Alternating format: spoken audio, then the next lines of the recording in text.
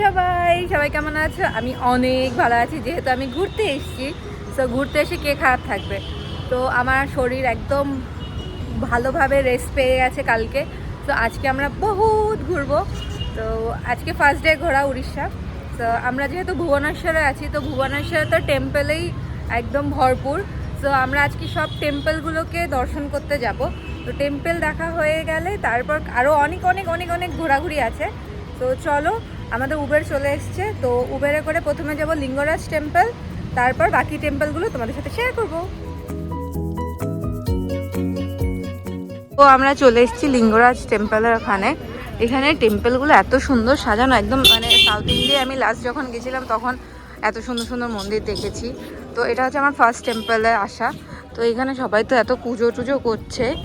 আমি তো পুজোর কোনো করে আসিনি বাড়ি থেকে অ্যাকচুয়ালি। তো যাই হোক, দেখা যাক ভেতরে গিয়ে দেখি কী কী নিয়ম আছে। আমার তো জানা ভানা কিছুই নেই, যা নিয়ম থাকবে সেই অনুযায়ী আমি চলবো, তাহলেই হবে। হচ্ছে মন্দিরের লাইন। আমি ভেতর থেকে ঘুরে তো চলে এসেছি। ভেতরে কিচ্ছু একদমই অ্যালাউ নেই। ভেতরে যেতে গেলে জুতো, মোবাইল সব কিছু অ্যাজ ইউজুয়াল মন্দিরে কিছু কিছু নিয়ম থাকে, এখানেও রেখে দিতে হয়। তো আমরা ক্যামেরা ফোন টোন, মোবাইল, তারপর জুতো সবই রেখে চলে গেছিলাম। এখন আবার বাইরে এসেছি। তো ভেতরে আমি সত্যি দেখে অসাধারণ দেখতে। আমি দেখে অবাকই হয়ে গেছি। আমি ভেবেছিলাম শুধু একটাই হয়তো মন্দির, কিন্তু না, অনেকগুলো ছোট ছোট ছোট ছোট মন্দির দিয়ে তৈরি। হ্যাঁ, লিঙ্গরাজ মন্দিরটা শিবের উপরেই আছে, শিবেরই একটা মন্দির। তো শিবের যত নন্দী যেমন বাহন, তারপরে শিবের মাথায় যে সাপগুলো থাকে সেইগুলো নিয়ে ছোট ছোট অনেকগুলো মন্দির আছে। আর এত সুন্দর কারুকার্য করা, মানে বলার বাইরে। এখানে অ্যাজ আ ট্যুরিস্ট আসো বা পুজো দিতে আসো, দুটোতেই মন ভরে যাবে। আর এখানের শিল্প নিয়ে তো কিছু বলার নেই। আগেরকালের মানুষরা কীভাবে যে এই পাথর কেটে কেটে এত সুন্দর আর কি বানিয়েছে, আমি সেটা নিয়ে মনে কিছু বলারই নেই। আর এই মন্দিরটা হচ্ছে 1100 বছর পুরনো একটা মন্দির। মানে সত্যি আমি তখন তো আমি কোথায় ছিলামই না। তো এইগুলো যে আমরা হিস্ট্রি দেখতে পাচ্ছি নিজেদের চোখে, এইটা আমাদের একটা প্রাপ্য, আমাদের কাছে এটা গর্ব। 1100 বছর আগে লোকেরা যা বানিয়ে গেছে সেগুলো এখনো অনেকটাই অক্ষতভাবে রয়েছে। সেটা এখানে আসলেই তোমরা দেখতে পাবে। আর এটা হচ্ছে সব থেকে পুরনো মন্দিরের মধ্যে একটা, আমি যতদূর জানি। সবই গুগল থেকে রিসার্চ করে আমি বার করেছি, আমি এখানে কোনো গাইডের থেকে জানিনি। সো মন্দিরটা ওই যে দূরে দেখা যাচ্ছে, ভেতরে অনেক বড় মন্দির, অনেক উঁচু। কিন্তু এটা হচ্ছে গেটটা, যেটা ভেতরে হচ্ছে সব মন্দিরগুলো। তো এখানে আসাটা একদম পারফেক্ট চয়েস আমার। লিঙ্গরাজ টেম্পল দেখতে দেখতে এতখানি ঘুরে ঘুরে আমার এমন খিদে পেয়ে গেছে, প্রচণ্ড খিদে পেয়ে গেছে। আর যেহেতু আমি পুজো টুজো দেবো না আজকে, তো তার জন্য আমি ভাবছি অন্য নেক্সট টেম্পলে যাওয়ার আগে একটু খাবার খেয়ে নিই, কারণ বহুত খিদে পেয়ে গেছে। আর খিদে পেয়ে গেলে আমার মাথা গরম হয়ে যায়, আর আমার ঘুরতে ঘুরতে কোনো কাজ করতে ইচ্ছে করে না। সো এখানে একটা গুগল থেকেই রেস্টুরেন্ট দেখলাম। তো এখান থেকে দেখি অটো বা উবের যেটা পাবো সেটাই বুক করে চলে যাব, কারণ পেট পুজো, তারপরে বাকি সব কিছু। তো যেতে যেতে এখানে প্রচুর গরম আমাদের থেকে। তো এমন গরম পেলে খাওয়ার আগে ভাবলাম একটা নারকেল খেয়ে দেখি, ডাব সরি।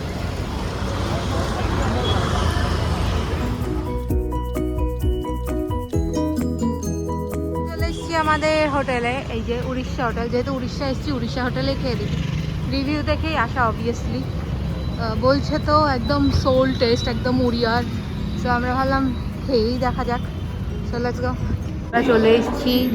আমার খুবই ডেকোরেশন পছন্দ হয়েছে, এখানে পাতা পাতা। এছাড়াও ওদের আরও, এটা 2000 সাল থেকে আর কি ওরা ওপেন করেছে।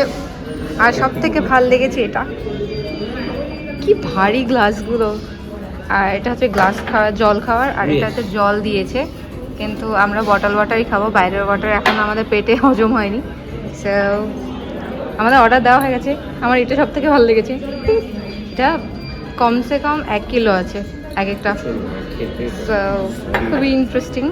তো আমরা প্রথমবার মনে হয় একটা ভিউওয়ালা জায়গা পেয়েছি, নইলে সবসময় গিয়ে ভেতরে বসতে হয়। তো চলো, খাবার আসলে তারপর দেখাচ্ছি আমরা কী কী অর্ডার করলাম। ওয়াও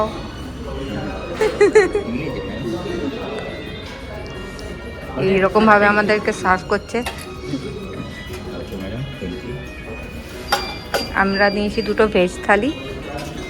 তো এত বড় একটা থালা নিয়ে এসেছি, আমি তো দেখেই ভয় পেয়ে গেছিলাম, ভাবছিলাম কীভাবে খাবো। আমার ফেভারিট কুমড়ো ফুলের বড়া, আর তার সাথে চিংড়ি অর্ডার করেছি আলাদা করে, যেটা আসুক। তো এখানে খাবারের মধ্যে কী সব ভাজাভুজি আছে, যেগুলো আমার কোনোটাই দরকার নেই, শুধু এই কুমড়ো ফুলের বড়াটা খাবো। এটা রায়তা, এটা ডাল, পাঁপড়, ভাত, পেঁয়াজ আর লেবু আর ওরও সেম। আর চিংড়িটা আসুক, চিংড়িটা এলে তারপর দেখাচ্ছি। আমরা শুরু করার আগে আমার থামস আপ চলে এসছে। থামস আপ ছেড়ে তো আমার কোনো খাবারই হজম হয় না। আর তার সাথে চিংড়ি মাছ, যেটা হচ্ছে উড়িয়া স্টাইলে, জানি না কেমন হবে খেতে, আশা করি তো দেখে আপাতত ভালোই লাগছে। এখানে একটা আচারও ছিল, যেটা বলতে ভুলে গেছি। তো চলো খাওয়া শুরু করা যাক আর দেখা যাক কেমন খেতে হয়েছে। খাওয়া দাওয়া হয়ে গেছে, এবার এখান থেকে যাবো নেক্সট টেম্পলে, যেটা হচ্ছে মুকুটেশ্বর টেম্পল, যেটা একদম কাছেই রয়েছে, হেঁটে 3-4 মিনিট লাগবে। তো চলো এবার নেক্সট ডেস্টিনেশনে যাওয়া যাক, কারণ আমাদের ঘোরাঘুরি এখন অনেক বাকি। তো লেটস গো। চলে এসেছি মুকুটেশ্বর মন্দির। তো এই মন্দিরটার ভেতরটা আগে যাই, কোন দিক থেকে এন্ট্রান্স সেটাই বুঝতে পারছি না। এখানে তো খুব একটা ভিড় নেই ওই মন্দিরের মতো, কিন্তু এটাও অনেক পুরাতন মন্দির। এটা হচ্ছে, আমি যতদূর গুগল থেকে জানতে পেরেছি, এটা হচ্ছে 1000 বছর পুরনো। ওটা যেমন 1100 বছর পুরনো, এটা 1000 বছর পুরনো, 100 বছর কম। সো চলো ভেতর থেকে আগে যাই, দেখি কি অবস্থা। এখানে মনে হয় আর ফোন টোনের জমা দেওয়ার কোনো ব্যাপার নেই, তো তাহলে তো ভালোই। আর এই মন্দিরটার নাম মুকুটেশ্বর মন্দির এই জন্য রাখা হয়েছে, আমি যতটুকু জানতে পেরেছি। তো এটা হচ্ছে, যেহেতু এই মন্দিরের দেয়ালটা আর দরজাটা মুকুটের মতো, তার জন্য সেই অনুযায়ী এটার নাম রাখা হয়েছে মুকুটেশ্বর মন্দির। তো আমি যদি ভুলভাল বলে থাকি, দেখো আমার সেটা দোষ না, কারণ আমি সম্পূর্ণটা গুগল থেকে দেখেই তারপরেই বলছি, আর হচ্ছে ChatGPT থেকে জেনেছি। তো যদি আমি ভুল বলে থাকি, তাহলে যারা জানো তারা একটুখানি আমাকেও জানিয়ে দিও কমেন্ট করে। তো চলো আগে ভেতরে যাওয়া যাক। এখানে কিছুটা এদের হিস্ট্রি লিখে দিয়েছে, যেটা হচ্ছে অনেক বড়। তো শর্টে যদি বলতে চাই, এটা এখানকার যত হিস্ট্রিক্যাল আর্কিটেকচার আছে ভুবনেশ্বরে, তার মধ্যে অন্যতম একটা, যেটাকে ওরা খুব প্রায়োরিটি মনে করে এখানে।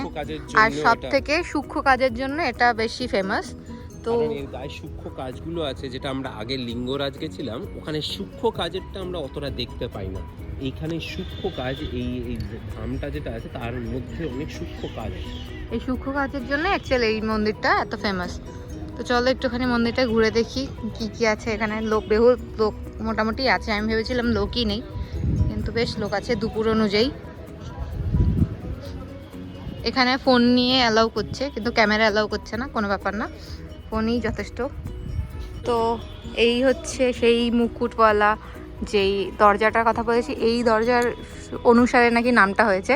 আমি 100% শিওর না, যেটা ওখানেও খুব একটা বিস্তারিত লেখা ছিল না।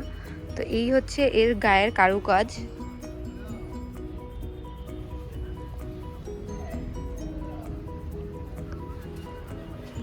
যা প্রচণ্ড সুন্দর, মানে যারা করেছে আমার শুধু তাদের একবার দেখতে ইচ্ছা করে মাঝে মধ্যে, যে এত মোটা মোটা পাথর কিভাবে কেটে কেটে এইরকম স্ট্রাকচার দেওয়া সম্ভব। এছাড়া মন্দিরটা হচ্ছে ভেতরে রয়েছে, সারা মন্দিরেই এত সুন্দর কাজ করা, ওয়াও।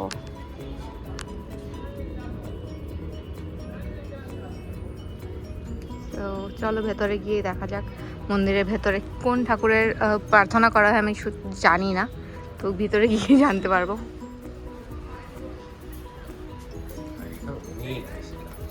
অনেক সূক্ষ্ম সূক্ষ্ম কাজ করা, দরজা দেখেছো,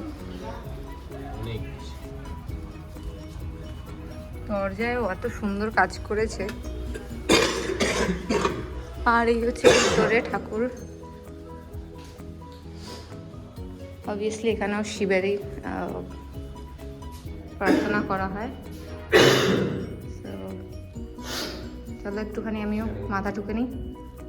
যতই মন্দিরটা ঘুরে ঘুরে দেখছি, ততই আমি অবাক হয়ে যাচ্ছি, এটা কি করে করেছে, পাথর কেটে এত সূক্ষ্ম ডিজাইন, তার উপর ফিগার মানে মেনটেন করা। যেমন ধরো এটা হাতি, এটা সিংহ, এটা একটা হাতি, প্লাস এখানে মানুষ, যাই হোক কত বছর লেগেছে এই মন্দিরটা করতে ভগবানই জানে, সেটা আর কিছু বিস্তারিত আমি জানি না, মানে কত দিন ধরে করছিল।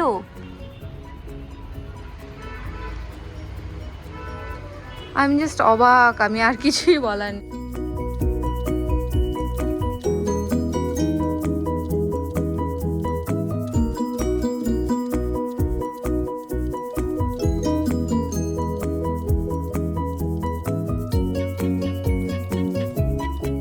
ওই সাইডে তো ওই সুন্দর মন্দিরটা রয়েছে, এছাড়া এখানে আর একটা মন্দির রয়েছে, এটাও শিবেরই মন্দির। চলো এটার ভেতর থেকে একটু ঘুরে আসি। আর বাইরে যতটাই গরম, ভেতরে ঠিক ততটাই ঠান্ডা। এই পাথর হওয়ার কারণে মনে হচ্ছে যে এসি চালিয়ে রেখেছে।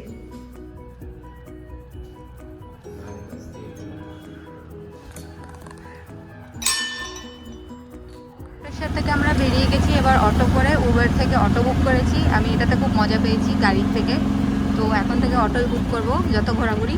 সো অটো বুক করে এখন আমরা যাচ্ছি নেক্সট টেম্পলে, যেটা হচ্ছে রাজারানী টেম্পল। তো চলো ওখানে যাই। আর ততক্ষণ আমি একটু গুগল করে নিই যে ওখানের হিস্ট্রি কী। তো আমরা রাজারানী টেম্পলে যাওয়ার জন্য টিকিট নিয়ে নিয়েছি, 20 টাকা করে এক একজনের টিকিট। এই টিকিটও তুমি নিজে থেকে কাটতে পারো চাইলে, আর এখানেও ওই কাউন্টারে বসেছিল, ওর থেকেই আমরা কেটে নিয়েছি। তো এবার ভেতরে চলো, ভেতরে গিয়ে দেখি যে কি আছে এখানে টেম্পলের মধ্যে। এই হচ্ছে রাজারানীর টেম্পলের সামনের কি বলে এটাকে, বারান্দা আর ওয়ে মন্দিরে যাওয়ার জন্য। ওই যে দূরে মন্দির, প্রবেশ পথ। ওকে, হ্যাঁ ভালো ওয়ার্ড বলেছো, প্রবেশ পথ। তো চলো, অনেক রোদের না এখানে তাপ বেশি, প্রচণ্ড কড়া রোদ, গা ফা জ্বালাই করে লিটারেলি, যে সোয়েটার ফোয়েটার আর কি পরবো। তো চলো আগে মন্দিরের কাছাকাছি পৌঁছাই, তারপর তোমাদেরকে দেখাই। কিছু বসার জায়গা দিয়েছে, এটা হচ্ছে ওই উঠোনটা। আর এই হচ্ছে রাজারানীর টেম্পলটা, যেটা বেশ ভালো কাজ করা, অবশ্যই দূর থেকেই দেখতে পাচ্ছি, আমি এখনও কাছে যাইনি। তো ওই মুকুট মন্দিরের মতো তো আর হবে না, মুকুটেশ্বর মন্দিরের মতো, বাট এটাও বেশ সুন্দর। ভেতরে হয়তো যাইনি এখনও, আমি ভেতরে গিয়ে দেখতে হবে। বাট বাইরে থেকে একটু আগে কারুকাজ দেখে নিচ্ছি, কারুকাজ দেখে তারপর হচ্ছে ভেতরে যাব। যতদূর আমি পড়েছি সেই অনুযায়ী তো এটা হচ্ছে রাজারানীর নিজেদের জন্য বানানো, সময় কাটানোর জন্য এই মন্দিরটা বা এই ঘরগুলো বানানো হয়েছিল। এখন সেটাকে মন্দির হিসেবে এখানে রাখা আছে।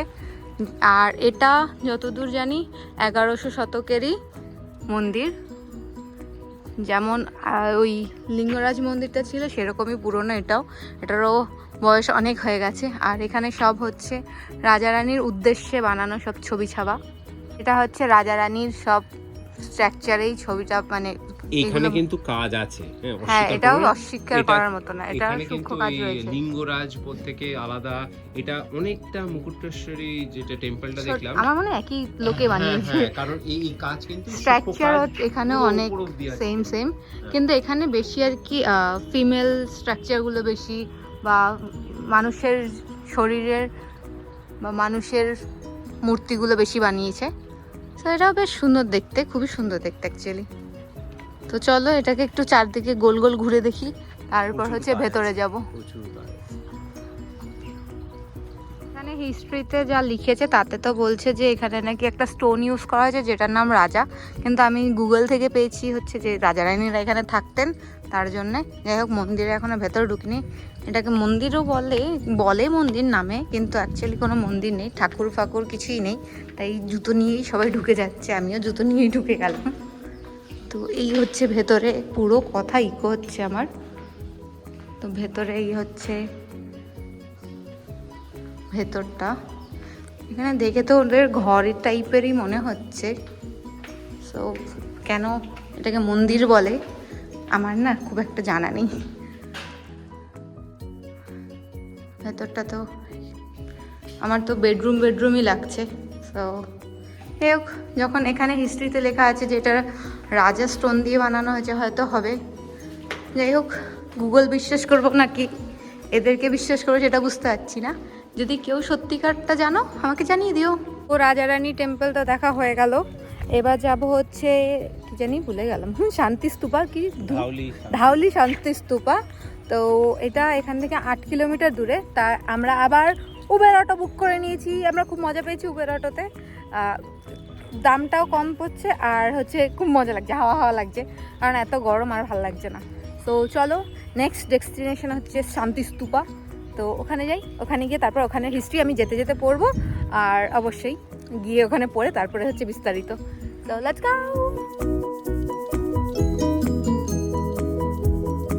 স্তূপায় যাওয়ার জন্য তোমাকে পাহাড়ের উপর একদম উঠতে হবে, অনেকখানি উপরে উঠেছি, আমার দম বেরিয়ে গেছে। আর উপরে এরকম একটা শিব ঠাকুরের মন্দির রয়েছে।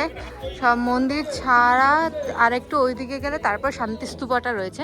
শান্তি স্তূপা যাওয়ার আগে মন্দিরটা একটু ঘুরে নিই। এই তো সিংহ, চলো একটু ঠাকুরটা দেখে আসি। আমি তো শান্তি স্তূপা দেখতে এসেছিলাম, এখানে শান্তি একদমই নেই, সবাই অশান্তি করে দিচ্ছে। আর স্তূপার এত লোক কেন? সম্রাট অশোক তো এটা ভেবে বানায়নি, প্রচুর লোক, এত লোক থেকে এসছে আজকে। তো এইটা হচ্ছে শান্তি স্তূপা, যেটা হচ্ছে সম্রাট অশোক বানিয়েছিলেন। না, সম্রাট অশোক বানায়নি, উনি এখানে এসে সাধনা করেছিলেন। এই সেই ধাউলি শান্তি স্তূপা, যেটা হচ্ছে সম্রাট অশোক যখন যুদ্ধ হয়, কালিঙ্গ যুদ্ধ হয়, তখন এত রক্ত, এত মানে মানুষ মারা গেছে, সেটা দেখে উনি খুব হিংসাটাকে ত্যাগ করে অহিংসার জন্য এখানে আসেন।